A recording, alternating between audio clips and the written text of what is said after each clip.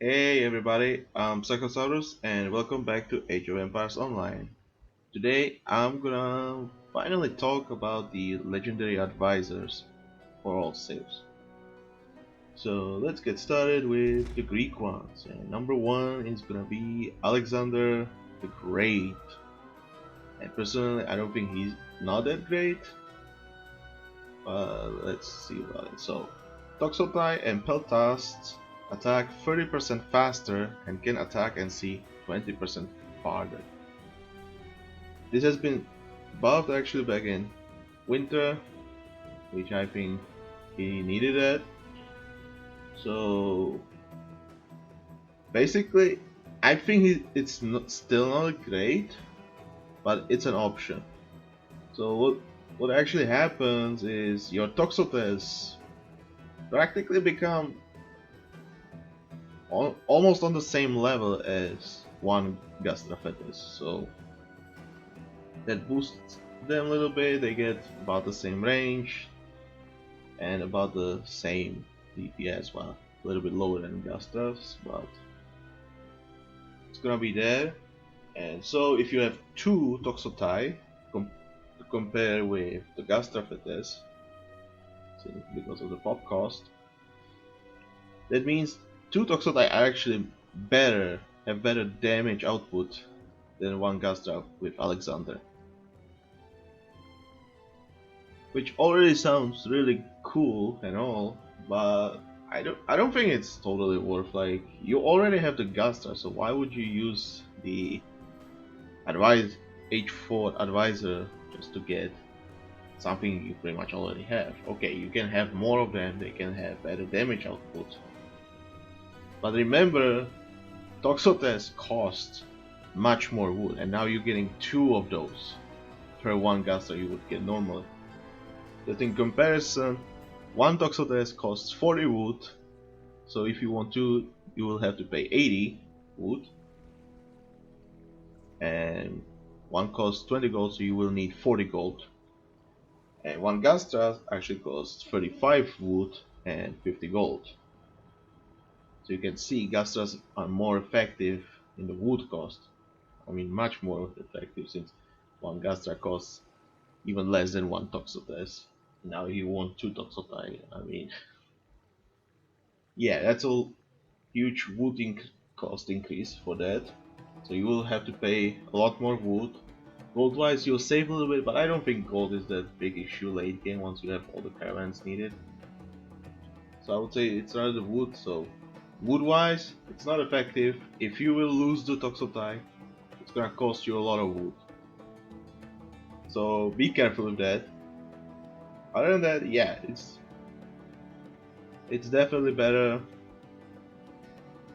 I think it's not worth, since you have to use the advisor, but you'll get better value out of it for your Toxotai. Just remember, you will have to pay a lot more wood for that, so be ready for that. And for Peltasts, well, to be honest, I don't really use Peltasts. Like, the only reason I would want to use Peltasts is the enemy either has a lot of ranged units, then Peltasts are obviously a good choice, or they have a lot of pierce damage, so it can be even siege units like war wagons. But I think I would rather still go, like, I don't know, Sarsophoroi would be better in my opinion for that. It would be better to just go Hope Plates for soaking the damage, or just Gastras will burst them. Or even better, in the late game, it's gonna be Ballista, which are also against enemy ranged units, especially when there's a lot of them. So for me, Peltasts, yeah, not really worth. Peltasts for me would be rather like, yeah, like the Silver Age. Once I reach the Golden Age, I would rather have something else. And for Bronze Age, I sorry, so come on, I don't even have Peltasts. So Peltasts, pretty much, yeah, I would love to use them more often, but I don't think they are worth the price. I would rather have something else than that. So yeah, Alexander, in my opinion, about the Toxotai. and Peltas I think I would rather ignore completely. Even the attack range is not that great, since Peltas already start with pretty low basic attack range, so not gonna be that great. Okay, let's move on. Aristocrat Apollonius. Cavalry units have 15% more health and move 10% faster. Now this is an interesting advisor that we can compare with some other legendary advisors later on. Yeah, basically you go for cavalry with this one. Basically they last longer, and I pretty much just used it recently in the solo video, so you could see me use Apollonius there. I think he's definitely worth getting. Probably someone you might argue against with him, or some other advisor you might choose over Apollonius would probably be Solon, so that means you would focus mainly on Hippicans. But I still would rather pick Apollonius, because Solon gives me just a chance to deal additional damage, but Apollonius gives me the health for sure, he gives me the movement speed for sure. So I can definitely use him always. But there's a good chance it might not even happen, so yeah, that might be a lost cause for that. Personally, I like him. If you're going for cavalry, this can be a really good choice. I use him in the solo, you can check it out there. I think the best way for this is like use the cavalry for raiding, just run by, destroy the buildings. That movement speed is gonna help you get there faster. The health will help your cavalry to survive longer, especially the pierce damage. So for Hippicans it is especially effective. It's gonna bring you a lot of value. Otherwise, I don't think I have anything else to say about this one. I think it's just a cool with the cavalry. And the last Greek one, the Grand Engineer Themistokles, that has been just recently buffed. So, ballistas cost 1 less population, attack 50% faster, and have +1 area damage, but deal 25% less damage per hit. So, basically, yeah, some kind of advisor for your ballistas. And this would be probably the best time to like compare him with Seleucus, who gives your ballistas 30% more damage. Well, this is perfect. So, if I had to choose Seleucus, ballistas deal 30% more damage. There is nothing really to think about it. They just become better at doing the damage. So, no matter how you use them, they're just gonna do their job better. Themistokles. So first of all, well, I'm gonna ignore the population cost, so let's take a look at the damage first. So attack 50% faster, so higher damage output, that's 50% more damage, but deal 25% less damage per hit. So before it was actually 50%, which I think was, like I said in the Vemundr video with the advisors changes, I felt it was too low, it was too much damage reduction, that it did not feel worth. But I used him recently in Sardes. I've been using him before in Sardes, and I found the usage for him. I think the best usage is just go against the units, and the +1 area damage just helps with that even better. So basically, if you go Sardes and you would go, I don't know, whatever you go without you choosing either of those, you would probably use like 4, maybe 5 ballistas to actually one-shot a group of ranged units in that quest. With Seleucus, that's directly an upgrade for the damage output. You would need like 3 to 4, like 1 less ballista. With Themistokles, you're gonna need more ballistas. Before, it would be like you would have to double it to actually one-shot the units. Now you need like, I think 6, 7 ballistas to actually one-shot them. And why is this actually good? Well, basically the attack rate actually is gonna help you clean up the groups, the whole groups of the ranged units faster. and so he with this ballistas become much better against units. So if you can one shot the enemy ranged units, you just clean them up real fast, and it's really awesome.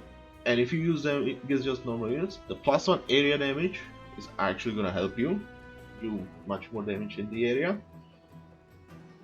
And now actually, before you would be actually losing the damage, so even if you had, I actually calculated, if you had like 5 ballistas compared to the normal 4 ballistas, you would still lose damage output.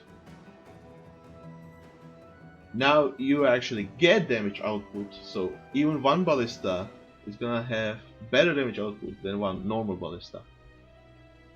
And this is where the pop cost count actually in. Since you're most likely to get more ballistas, the pop cost actually saves you some of the population, so you can actually afford to build those ballistas. And so you can like still keep the same frontline size, getting bigger ballista backline size. And because every ballista is stronger than normal ballista with damage output per second, you're getting actually even more value with that. So not only, let's say you would get normally 4 ballistas, now you get 5 because it's the same pop cost. You actually are getting much higher damage output, and you're actually, with 5 ballistas, you're actually getting even better damage output than with Seleucus ballistas, or normal ones. I think I'll make some calculations. Hopefully I did not forget about those, and I'll add them to the video so you can see the calculations. So with Themistokles, I think they overdid it now. Before, I agree it was too low damage output to actually make it worth. Now I think it's too much. That they went too far, that Themistokles actually becomes better than Seleucus. The only problem with this is you have to pay for the additional ballistas. And ballistas are not that cheap, okay? So that's additional 300 wood and I think 160 gold per ballista, so that's quite a lot of resources. If you can afford it, which once you are geared up in like and doing legendary quests solo, I think you can afford it if you get the tool. I think you can afford it, so it should not be that huge problem. And I think you'll get really great value with Themistokles now. I just think they overdid it a little bit, but yeah. I think I have nothing else to say. Okay, let's move on. Khepri's Coin Curator changes war elephants' cost to all gold, but increases their hit points by 10% and reduces their train time by 15%.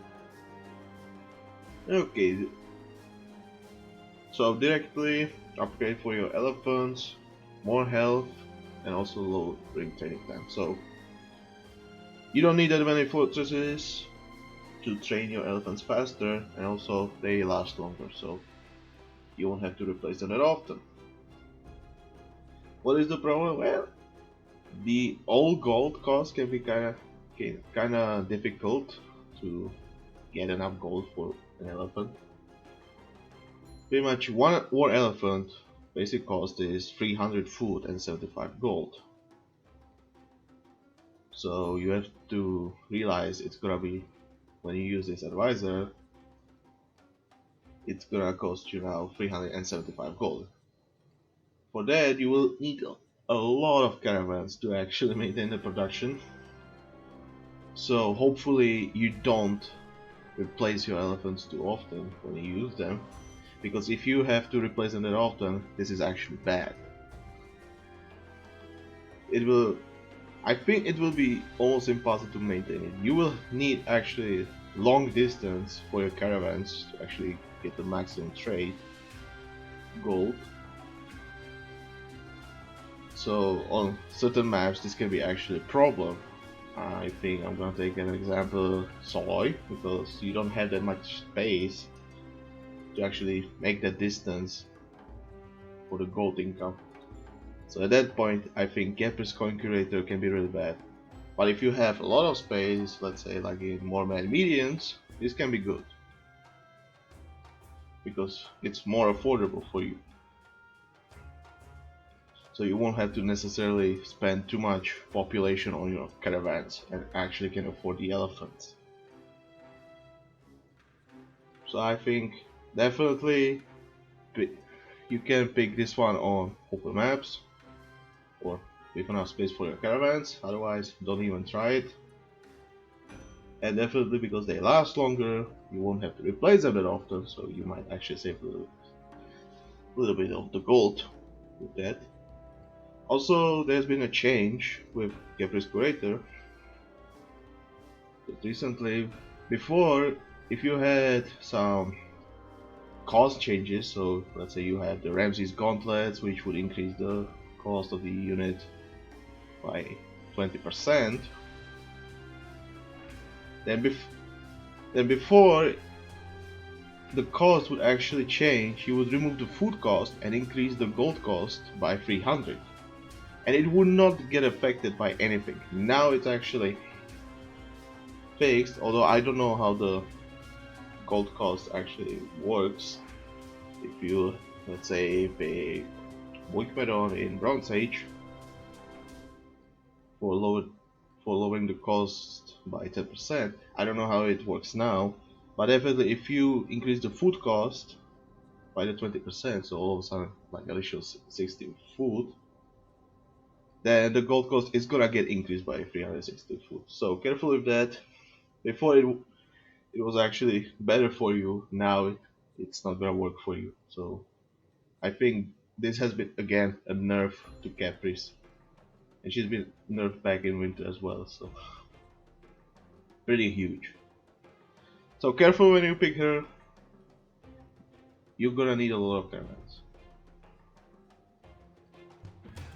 Let's move on. Princess Sesostris. Priestesses of Ra heal 50% faster. Priests of Set convert and see 25% farther. Priests of Ta cost 1 less population. There's one more bonus and you cannot actually see it here. Also, temples, all the temples cost 50% less resources. This is actually a very interesting advice and I kinda like it, like trying to make you try the Egyptian priests, and I think they are really cool priests. Excuse me. The Priestess of Ra increased heal is actually gonna be very worth. I actually tried this one advisor once, and I think what I tried was like I did train a lot of priests of Ta. I added some priestesses of Ra. And pretty much in legendary quests you actually have advantage with priest because legendary units actually don't have bonus versus priest, so priest units are gonna take just a normal damage, and most units don't even have bonus against priest. The only exceptions would be Wolf Traders and champion Wolfheadings that actually get bonus damage against priest, and those are the only units that actually get the bonus. And once the Romans come out, I read on the forums that the commander units, or yeah, those commander units should have some bonus against priest as well. But other than that, right now I think you can try it. I tried it. I had a lot of priests of Ta. I added some priests of Ra. You might also try some priests of Set. You might add some priests of Set to it. I think it was pretty fun. The problem was it took quite a long time. But basically you make your priests more effective, like you add more priests of Ta. So if you have more priests of Ta, you actually can increase the chance of converting the enemy units faster. So this can be interesting. Priestesses of Ra, the increased heal actually helps you keep those priests alive. So this can be actually worth getting to combine, and just keep your priests alive while they convert. And Priest of Set, I'll be honest with you, those priests have actually the largest range you can see in the game. And I actually checked it. You can actually reach with over 70 maximum range for conversion if you have, what's the craftable? Ahapitep's solid gold staff. Yeah, you can get really huge range, so you can like convert from far. I think the biggest issue with Priest of Set is the fact that it's actually not a standard conversion. It's rather a chaos conversion. So you're not converting enemy units to your side but to neutral side, which is, I would say in some cases it can be good, in most cases I would say it's bad. But I would say it's okay. I mean, with the longest range, I'm kinda okay with it. I think you can definitely try this one. Also, cheaper temples can help you like build multiple temples, and this is namely good with the temples of Ta, because those are golden age advancement buildings, so those cost a lot of resources. So building one, you build it pretty much once to reach the golden age, and then you would probably never build it. So Princess Sesostris is gonna help you with that a little bit, which is really nice. I think you can try it sometimes, but I don't think you are gonna really take this advice. I don't think it's necessarily worth. Okay, and now the last Egyptian one, Sobek Spear Sharpener, and this is actually my favorite. Spearmen and Axemen have 50% more health, train in 25% less time, and move 25% faster. Now, before this advice actually came out, I was actually trying to play with the Egyptian infantry, and it did not feel that bad, but since the Egyptian infantry rather lacks the quality in the late game to actually be really worth training. What's their strength is rather you can get a lot of them. It's their quantity that you can get. I mean, literally the Egyptian spearman is probably the fastest trained unit you can get. Like, it has the lowest training time of all units I can think of. Even the advisor units, I don't think get that low training time. So I think the Egyptian spearmen, definitely you can train them a lot faster, so it's easy to replace them, and also they cost only food, so it's actually very easy. And because you have Priestess of Ra, it's easy to get enough food to produce them. Axemen, on the other hand, I would say have a little bit issue with that training time, but can become really great unit as well. And what I think their strength is actually the fact that they have splash damage. So they become really good against enemy infantry units, especially when there's a whole mass of them.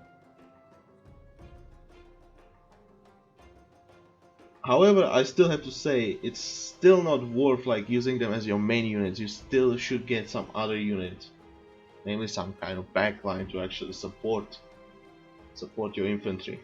So my favorite personal are the catapults,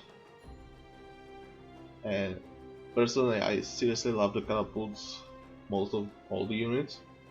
Other than that, you can go with elephant archers as well. I personally don't like elephant archers that much, so it's kind of like meh for me going elephant archers, but it can be used as well. And I think that's pretty much it. Other than that, I could probably argue that even the chariot archers could be an option, but probably not that great as the other two. I like this advisor. The training time, rather than with the spearman, I would say it helps more with the axeman. And with the 25% movement speed, you can actually use them literally as tanking unit, like your front line, as your front line. The health actually helps the fact that you don't need to replace them that often, so you actually also save resources. And both units are very cheap, and I think with this advisor they become some kind of replacement for the elephant as a front line. Although I don't think it should be used the same way as the elephants, or I should say elephants. I think cavalry on its own goes rather with different strategy than like infantry with some backline. So yeah, if you want some really good backline, I think this can be an awesome choice. I think the weakness for this one would be like if the enemy has a lot of splash damage, so since your army is about the quantity and they die so fast, you can still replace them pretty fast, but yeah, be careful around that. And let's go to the next ones. Okay, the Persian ones now. So let's start with Xerxes the Great. War wagons move 25% faster, deal 20% more damage, and see 25% farther. Honestly, I don't know what to say about this one. Like, that's just a direct upgrade for war wagons. Okay, more mobile, thanks for the movement speed. More damage, so yeah, better in combat, and I definitely don't want them to take damage. So I want them to kill the units faster, so yeah, sure. Just don't forget to add some front line. And also see farther, so they can avoid certain dangers, so yeah, it's just a direct upgrade. My only problem with war wagons is they do pierce damage, so for siege unit, yeah, this is literally just an anti-unit. So yeah, I don't know what else to say. Like, yeah, they move faster, so okay, I have a little bit more mobile army, more damage. That's awesome. That's what I want. Sure, and I see farther.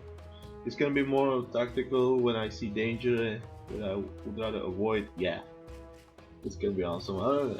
I just don't know what to say. Like, if you wanna go war wagons, might as well go Xerxes for that. I think he can be a good choice. He can be a good choice for that. Maybe you should try to go for some war wagons again sometime. I could try something. Let's move on. Rostam, Guardian of the Land. Sparabara move 15% faster. Takabara attack and see 15% farther. Asabara have 15% more health. So this one calls for some kind of more balanced army or whatever it is. Although I would probably not mix like too many units. Personally, I like him, but I don't think he's that worth. Personally, I would rather go Sparabara Bowman combo, so picking him for just that to Sparabara feels like kind of bad idea. I kinda don't see a reason why to even pick the movement speed.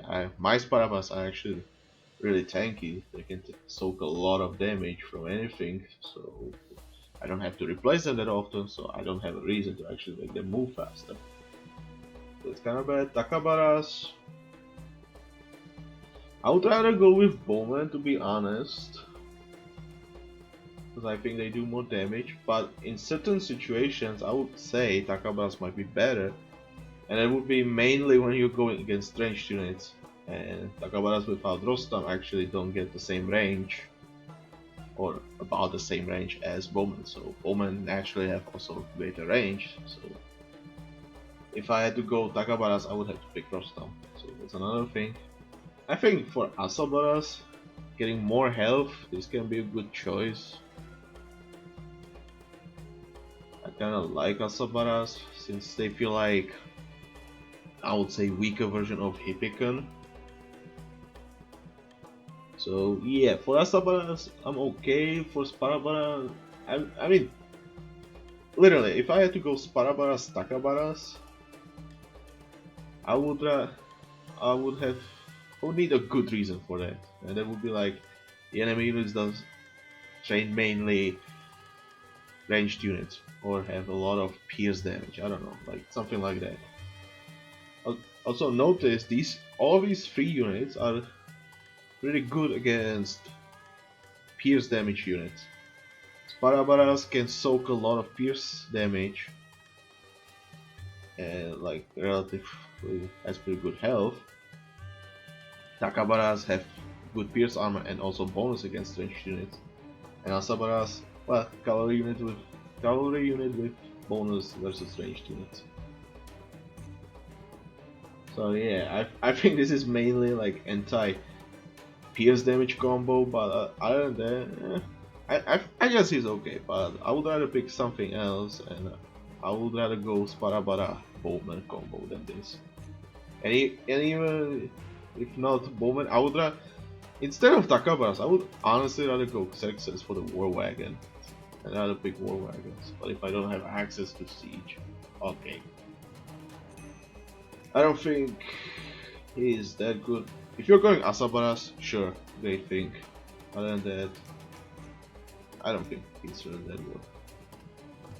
And last one for Persians, Commander Esfandiyar.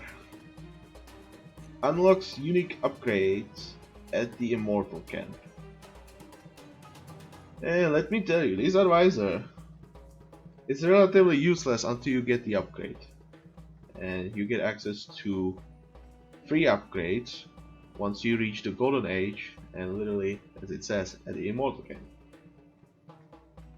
And so you can choose from one of the 3 upgrades, and one of them upgrades like different attribute of the Immortal. So we have, and I forgot the names. So first one is for melee attacks, second one is for the Immortal Toughness, and the third one is for the ranged attack. So the first one, it increases the crit chance, or I would say gives your Immortals a 50% crit chance on their melee attacks. So overall, 50% higher damage output on melee attacks. So I think that's really good. I think it's really worth picking. That can be really good. The second one gives 50% bonus damage protection, and that one, in my opinion, really goes well with Roham in Silver Age, say, and you rather focus on Immortals as a tank unit, which can be also a good choice and can be nice try. I tried it on, I think it was the Tigris, and I found it really good there. I mean, it was really fun using them. My Immortals were like relatively really tough to kill. It took the enemy like really long to actually kill one Immortal. At least that's what it looked like. So yeah, my army was not dying that much. So it can be a good choice as well. And last one is the range, which gives 50% maximum range on the range attacks, obviously. And that one, I would say, is probably the worst one, and I don't know what's going on with that one, but it feels a little bit bugged. And I tried it. I think it was one of the Realms of the World quests. I don't remember which one it was. Which one was it? Was it like Muspelheim? Maybe I don't really remember. So basically what happened was when they attacked, and that was like, I think it was Raider. Yeah, it was mainly Raiders. So basically when they attacked the Raider from the longer distance, the arrows reached like the basic distance, and then they went like completely in the wrong direction. It was so weird, and none of the arrows actually hit the Raider. And once the Raider was in close range, close enough, then they all of a sudden started hitting him, and it was just weird. So for me, the range attacks actually feel really weird, and I would say it's not really worth. It actually works against stationary targets. Okay, so if you're gonna use the range attacks, make sure you're using it against stationary targets, other than, or maybe even slow targets. I feel like only the Raiders were like 1, so against cavalry it's really bad, which kind of makes me sad.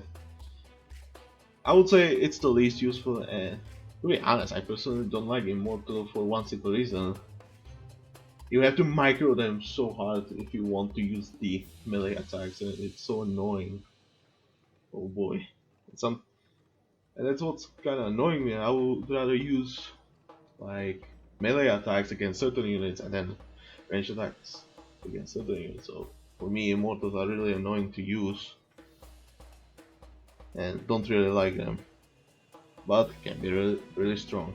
So yeah, and also yeah, before you actually get the upgrade, you can actually pick only one. Once you select one, the others will disappear. You will not get the access, and once it's researched, you cannot get those upgrades. So choose wisely, pick one, whichever you want. And also, nice thing to mention, one of these upgrades costs 3,000 gold, which is a lot of gold. 3,000 gold for one of these upgrades. That is huge amount of gold, and also you need a minute to research that. So relatively speaking, this advisor, once you reach Golden Age, is very useless until you actually get the gold and research the tech. So careful with that. He can be really useless early, but once you get the gold, get the tech, hey, they are useful. He can be really useful. And let's move on to the next one. Okay, Norse ones now. So first one, War Leader Beorix, or Beorix, whatever. Gold trickles in at a rate of 30.0 per second. This is actually huge, and I'm telling you, huge gold income, like 30 gold per second. I think that's actually so huge, I don't even know how to measure it. Pretty much, that means 1800 gold every minute. Now 1800 gold is actually a lot of gold. If you imagine it, that's definitely more than enough to afford, and I think it's gonna be 12 berserkers. That's more than enough for 12 berserkers every minute. So this is very huge full income, and I personally like him whenever I go for berserkers, because berserkers just cost a lot of gold, like 140 gold for one berserker. That's a lot of gold. So yeah, War Leader Beorix can help me with berserkers, and what's a nice thing about him is also that I can save some population cost from the caravans, so I won't need that many caravans to actually afford the berserker production. So for me, Beorix can be a really nice choice if you're going for berserkers and you want to save some population on the caravans, and can be a really nice boost once you reach the Golden Age as well. Also, you don't have to necessarily use the gold only on the berserkers. You can actually use the early gold for your champion upgrades on other units as well, and get most of the upgrades that you need. So this advisor, in my opinion, is very good, very great throughout the game once you reach the age, and since this is a huge amount, it's gonna be really worth. So as soon as you reach the Golden Age, this guy kicks in. You can do whatever you want with the gold. You can buy resources, you can get your upgrades, armory upgrades, champion upgrades, doesn't matter, just use the gold. I think this guy is really huge for that. And if you're mainly focusing on the berserkers, so you could also say you could pick something else, and it would be King Theod? Yeah, Theod or Theocles, depending what you like, whether the health or the damage. I think the health part is also really great if you consider the chief. But basically, Beorix can be huge boost. But late game, it might be better just to have TO, but Beorix can help you definitely with the early golden age and get you your text as soon as possible. Personally, I like him. Definitely worth picking. You can try him out. Definitely nice advisor. Next one, Chief Vemundr. Wolverines have 30% more health and attack 20% faster. War dogs have 300% more health and 36 additional can be trained. So this is two parts, Wolverines and War dogs. So about the Wolverines, I've been trying to use Wolverines, but personally I never really like them. Even with Vemundr, I still don't like them that much. I mean, Vemundr can help you with them. Personally, I don't like them. The main purpose for them would be like destroying the ranged units. Definitely work against cavalry, although they in their description they said like they are supposed to be good against cavalry. I don't see them that good against cavalry other than their speed. Although, if I remember, I don't know, do they have snare? No, they don't even have snare, so not really worth. Yeah, against priests can be good. So for me, Ulferins, the health should help them to reach the ranged units and like destroy the attack rate. Personally, I don't think attack rate really helps them. Once you give them the champion upgrade, they do so much damage against ranged units. It actually does not help. And also I've noticed that if they attack and the enemy unit dies in the middle of the animation, it takes forever to actually start another animation for the attack for the Wolverines, which is also bad, and it doesn't matter about the attack rate no matter what. So I don't really like that. The War Dogs, on the other hand, is actually the more interesting part. So them having 300% more health, which is actually huge. The War Dogs don't have that much health as a base stat. They have, I believe, only 80 health. So you quadruple it up to 320, which can be interesting. And now you add also the gear. I think I tried it when I tried this. They had like 700 health, which I was like, whoa. I was like, that was nice. And now you can get also up to 60 with this advisor, so you can have a lot of them. And what's actually a really nice part about it, and this is namely good mentioning for the legendary quest, War Dogs are actually categorized as huntable unit, so they don't take any bonus damage from legendary units. The only unit actually, or units that come to mind that can do bonus damage against War Dogs are actually scouts, and one would be Celtic Druid, and that's pretty much it. That's pretty much it. Those are the only units that do bonus damage against War Dogs. And honestly, I'm not sure if the Priestess of Ra actually hits them also. Might be worth checking. I think Priestess of Ra can actually hit them. I'm not sure. So basically, if you have the 700 health, they already take less damage than any other normal unit, infantry, cavalry, ranged. They take already half the damage they normally take. So them having like 700 health is actually like having twice that amount in normal legendary quest. So they become really tanky, and now you have also 60 of those. And also, they don't take population cost. They have no population cost whatsoever. So you can get them and then have your 200 pop army. So definitely would recommend trying this one. I think this was really fun using it. They tank really hard, like it's really nice, and also they don't cost that much.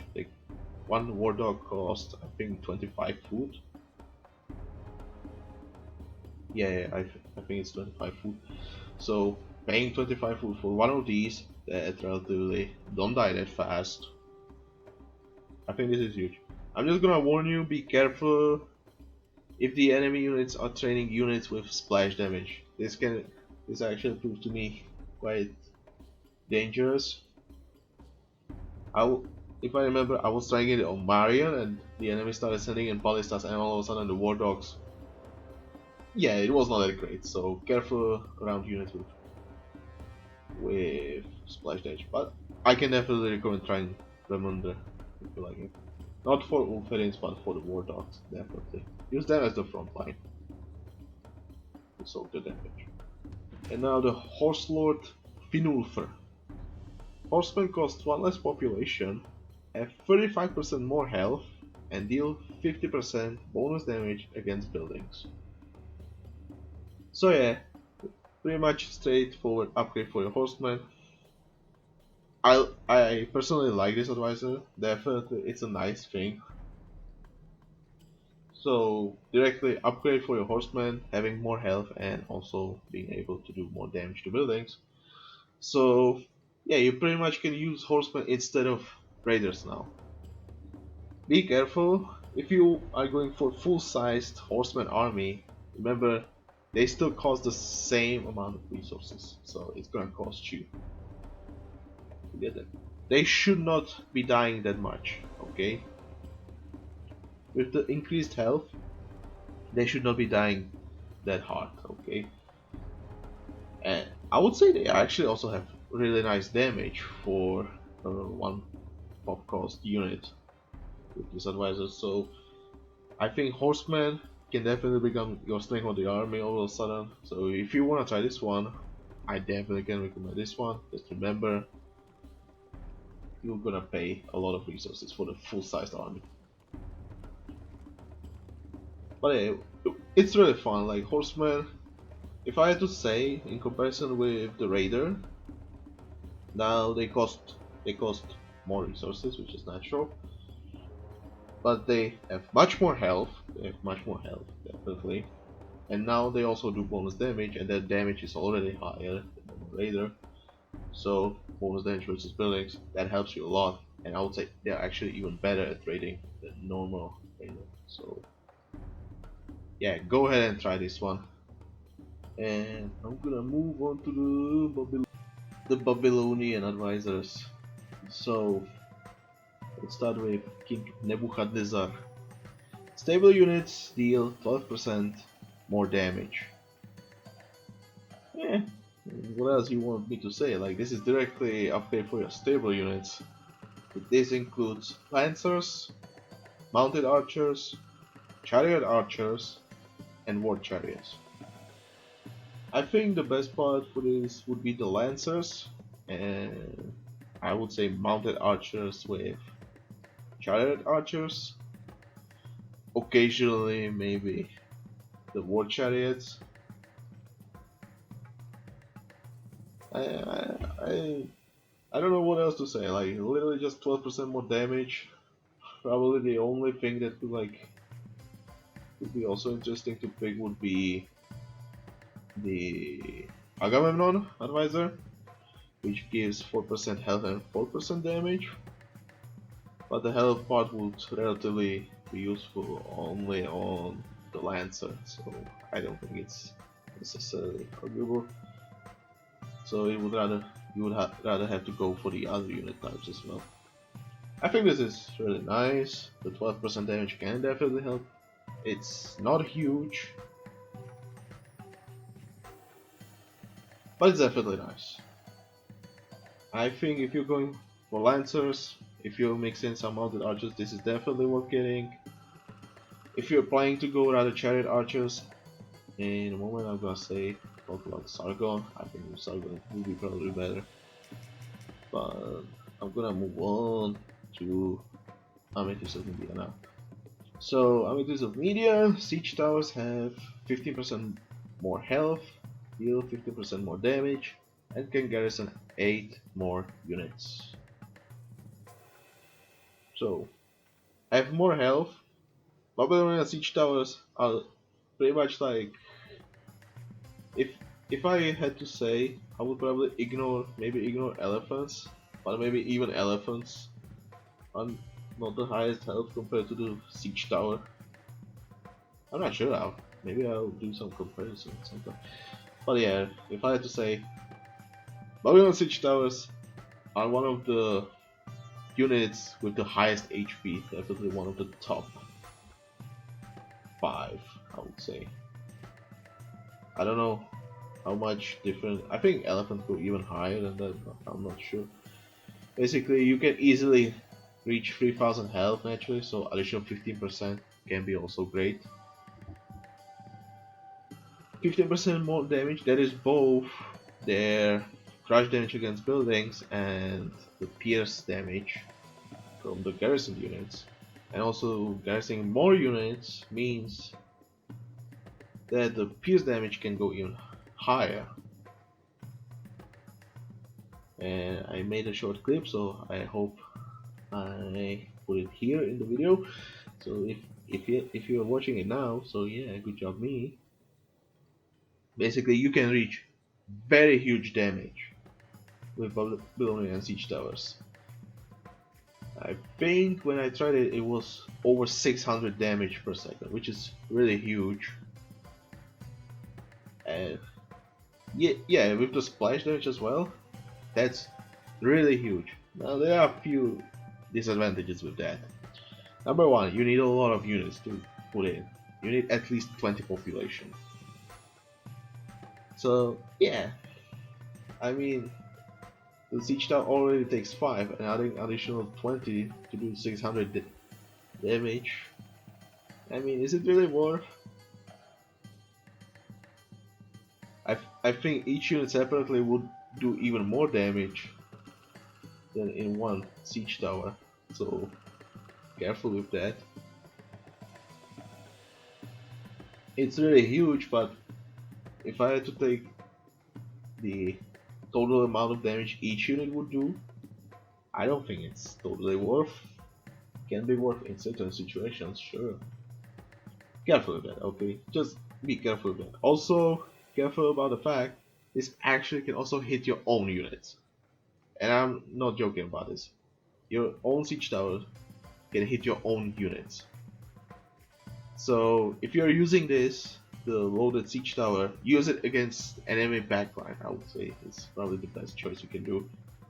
And if you're using it against the front line, well, hope your front line are the shield bearers, because but it's gonna hurt them as well. Okay, be careful with using the siege towers, I'm gonna say. Other than that, it's just 15% more health. It's just huge on them already, like having the highest health, one of the highest healths in the game. So I think it's even better. Dealing more damage can just help even with that. Just be careful, okay? And now, finally, the Chariot Rider Sargon. War Chariots and Chariot Archers attack 30% faster and farther. War Chariots gain +2 area damage. So yeah, the War Chariot. I'm gonna start with the Chariot Archers rather. So Chariot Archers attacking faster. I would say they have so huge damage naturally that attacking faster is just another great bonus. And I've been trying this, and if I had to say whether I choose Nebuchadnezzar or Sargon, I would rather go Sargon, because Chariot Archers are just gonna do so much damage, it's insane. So, and now they also attack faster, so much greater damage output, 30%, I mean come on. And now also farther, I've also noticed their basic range is 22, which I think is like one of the highest basic ranges. I think, at least for the ranged units, I think the Greek Gastaphetes has 23 base range, and these guys have base range of 22. And with Sargon, I actually checked it, they can actually reach like one of the highest attack ranges in the game. Definitely highest in comparison with the other ranged units. That's definitely correct. I checked it. I think they can reach up to 45 maximum range, which is insane. I'm just thinking, like, why would I want that? Relatively speaking, I cannot get that many, so yeah. Other than making sure they are safe, I would rather have like higher damage. So instead of going the bow of Master Hunter or Huntsman or whatever it's called, I think both Actaeon is actually a better choice for that. But if you like the longer range and keep them safe, I think it's your choice, okay? I just think it's a little bit overkill. You won't get that many of them, so yeah. Pretty much, if you're going Sargon, definitely go Chariot Archers, definitely a great choice. And now about the War Chariots. So they also get the bonus, the same bonus. Attacking 30% faster, no complaints about that. 30% maximum range. I would say it's a little bit weird to me because War Chariots are like, they are literally a ranged unit with the highest HP in the game among the ranged units. There is pretty much no other ranged unit that would have higher health than War Chariot that I can think of. The only unit that would come to mind would be like Elephant Archer, but you would have to go like really high HP with those. I don't think they actually have that high. Oh, hang on, how much do you have? 800? I think Elephant Archer actually has 750. It's like 700 or 750, huh? 750. So the range kind of feels weird. It's okay, but for a unit with that amount of health, like it feels a little bit weird. And now they also gain +2 area damage. War Chariots literally don't have that high damage. I would say probably one of the lowest damage units in the game. Like you don't want to use them against like normal units like infantry and cavalry. You literally want to use them against siege because of their champion upgrade, and especially the ranged units because they have 4 times bonus against ranged units. And if we take a look at the base damage again, they have 20 damage for a unit that costs 4 population.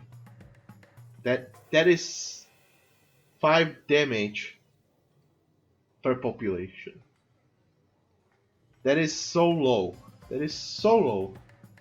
And you wanna know how low? Literally, the only unit that has this amount of damage is Skirmisher for the Norse. Literally the same. The only thing you would want to go Skirmisher is the same as going for War Chariot. You wanna counter ranged units. War Chariot, however, has advantage. It's faster. So yeah. The only reason you want War Chariots against ranged units, and maybe the siege. If there is a siege, definitely gonna be used. Definitely the area damage. It becomes more of a Themistokles ballista like situation. So literally, them to kill the groups of ranged units. That's very much my advice. And now you might be also thinking like you can use them against normal units, right?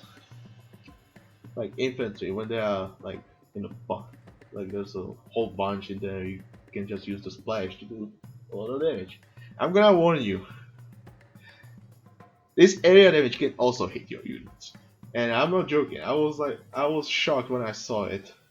When I saw it, it was like, what the? I could not believe my own eyes. This also hits your own units, and let me roll the clip right there.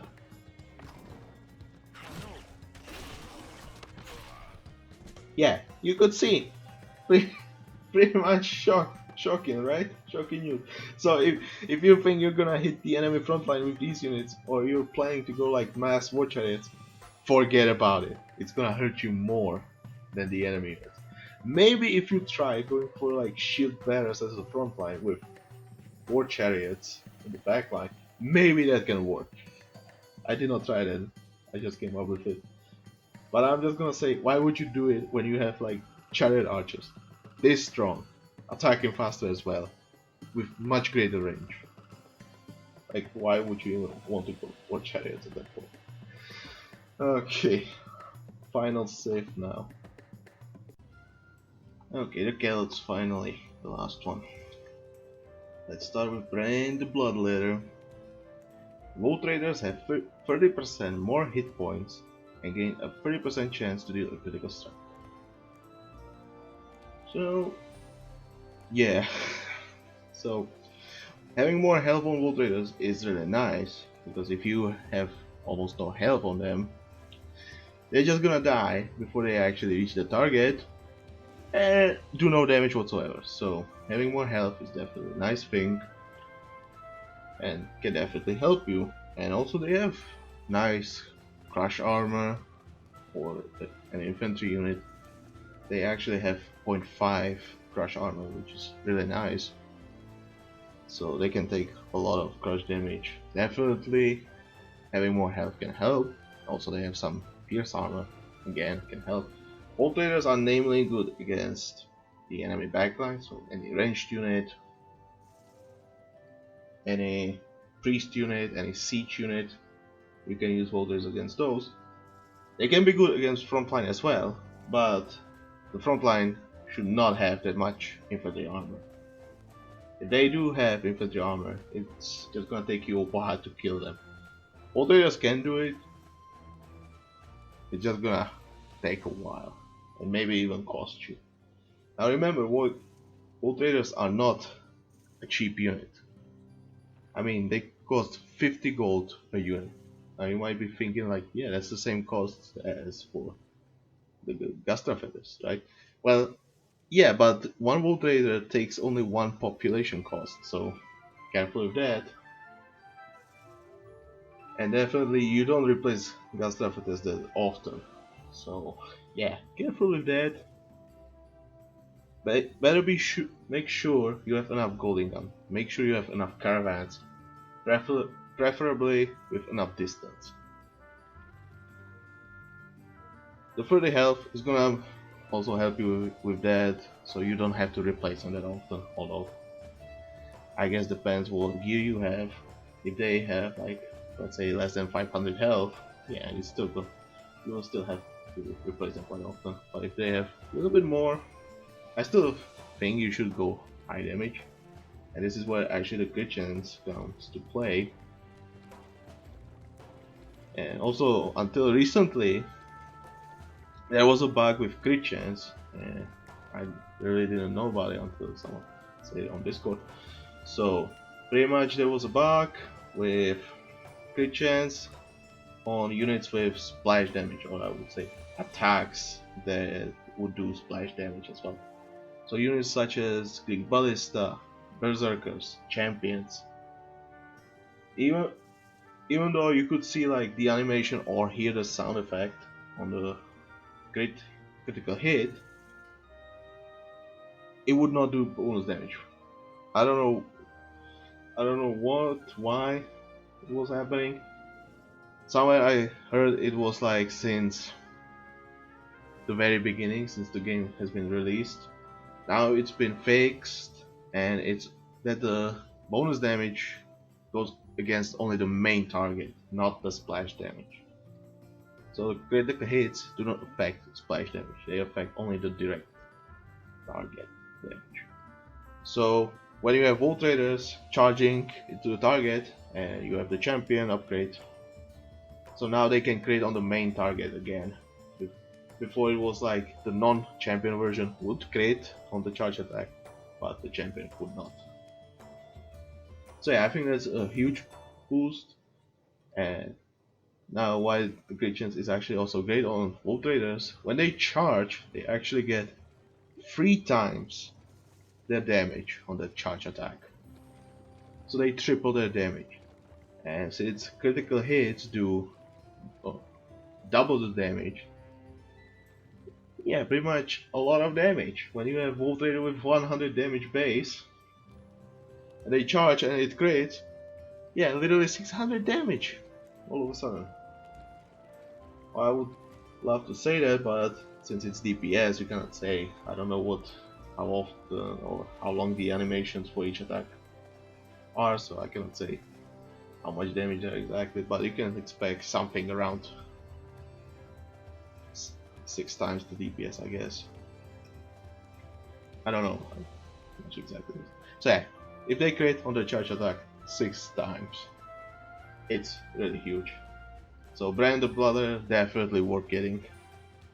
If you're going mainly for World Traders, yes, go Brann the Bloodletter. Next one, King Brennos. Champions are immune to snare and attack and move 15% faster. So I think I was mentioning this in the Golden Age Advisors against Vercingetorix. Vercingetorix would give your champions only 15% damage, and this is kind of what I have problems with King Brennos, that he completely negates, or relatively, you can ignore that Vercingetorix even exists once you get King Brennos. So immune to snare, that is actually nice, really nice, and also attacking faster means more damage output. Champions do a lot of damage and they also splash damage, so huge damage increase. Move faster, this is actually one of the great weaknesses of the champion, that they have low basic movement speed, and I think it's only, what is it, 5? 5, yeah.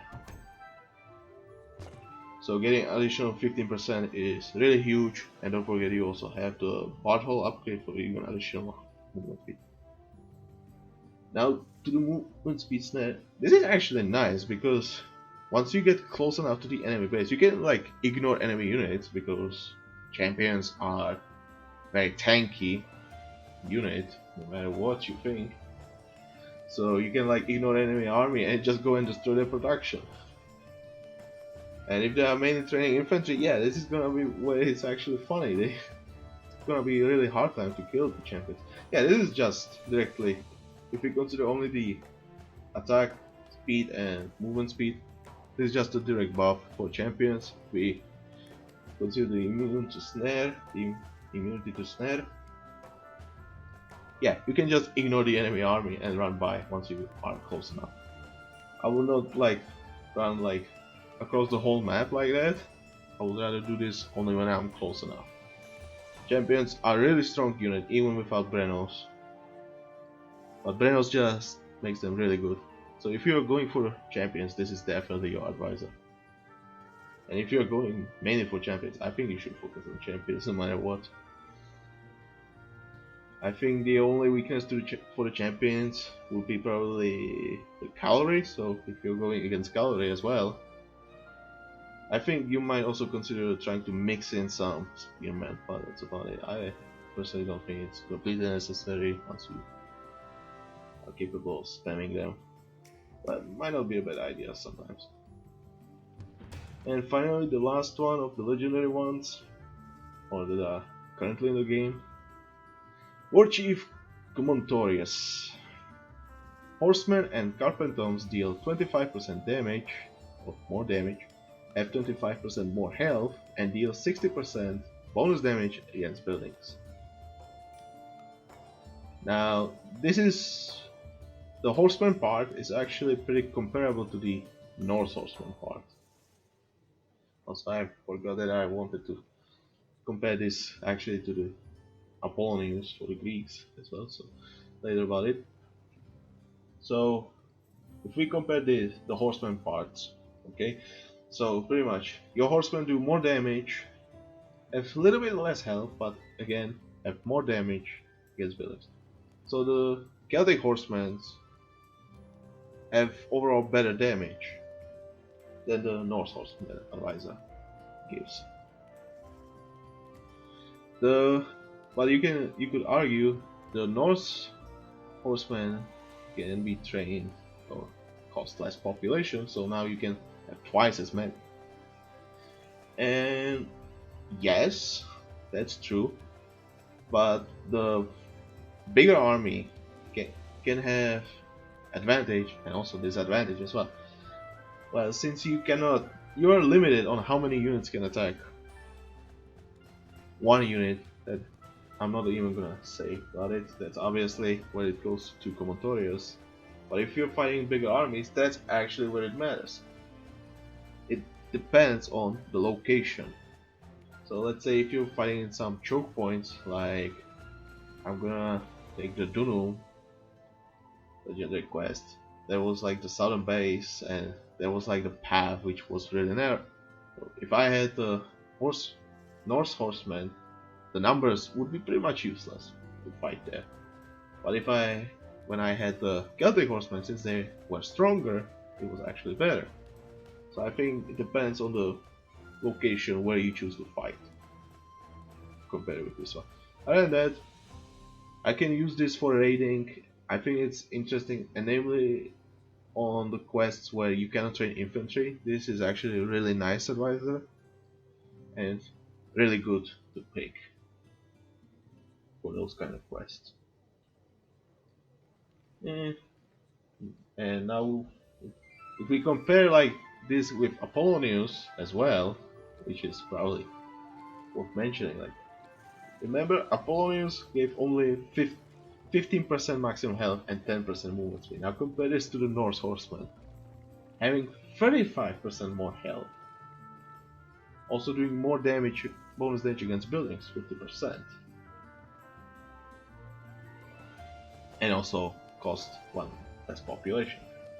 And now we have also what you Commontorios that gives the Celtic horseman more damage, health, and also bonus damage against buildings. So I would say the Finnulfr and Commontorios relatively like, yeah, both are really good. One of them can be good at certain situation, but I feel like Apollonius is kind of weak in comparison with these two. Like 50% health definitely is weaker than these two. You can see that. And 10% movement speed. Yeah, it's a different thing than the bonus damage. And also he affects all the cavalry units, but seriously, how often do you use like Sarisophoroi in Golden Age? Not really, right? You go Hippicans or Prodromos. You go Hippican or Prodromos. And like Prodromos is already fast, so the additional movement speed can be really nice. Hippican on the other hand has more health, and it's more effective on him, giving him more health. Prodromos compared to the Hippican has like almost no health. Yeah. Now you get like the horseman, and you get like more than a third HP increase. Ooh, why? Why? I feel like Apollonius should get small buff, at least to the health. I would say 25% would not be that bad. Come on, it would not be that bad. Like if I compare it to the horseman for the Celts, okay, it's only one unit and it's the only cavalry unit. And if we go for the Norse horseman, then yeah, that's half of the cavalry units, and it's really huge boost to those units. In both cases, this is huge boost.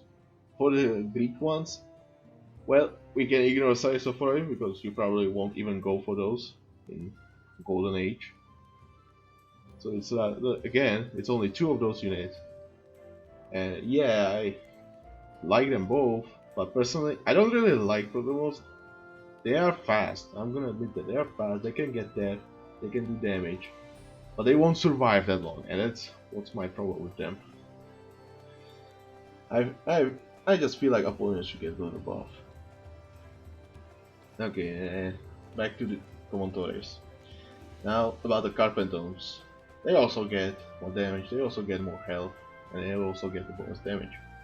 And I just realized I can actually go with Bowmaster Sohrab with that, and Celts also get the sacrifice buffs. So you can also increase it by additional 50% damage against buildings. And I actually tested it and I was like, this does not look that bad. Also, Carpenters are really nice because they start with 0.5 pierce armor, so they become relatively good against towers and fortresses. And if you add also druids to heal them while they are taking the damage, they also will do more damage. Now you sacrifice and oh boy, that's a lot of damage. So yeah, I made little clips so you can actually see how it worked out on one quest against fortresses with 10,000 health. So drop the clip, me. So yeah, as you could see, it did not look that bad, right? I think that was actually pretty good. I mean, you can definitely try it. I think this advisor is definitely good. Definitely worth getting. Try him out. Namely good on the quests without infantry. And it can be fun using him. So yeah, that was the last legendary advisor. I also know the Roman legendary advisors have been announced and some of their save specific, but I'll talk about those with the final version once the Romans are released, so I don't really want to talk about those now. And instead of saying, yeah, that's it for the legendary advisors, and the only advisors I'm actually missing to talk about are the advisors that give you access to units at your fortress. And yeah, I'll talk about those sometime later. Do I have a deal for you?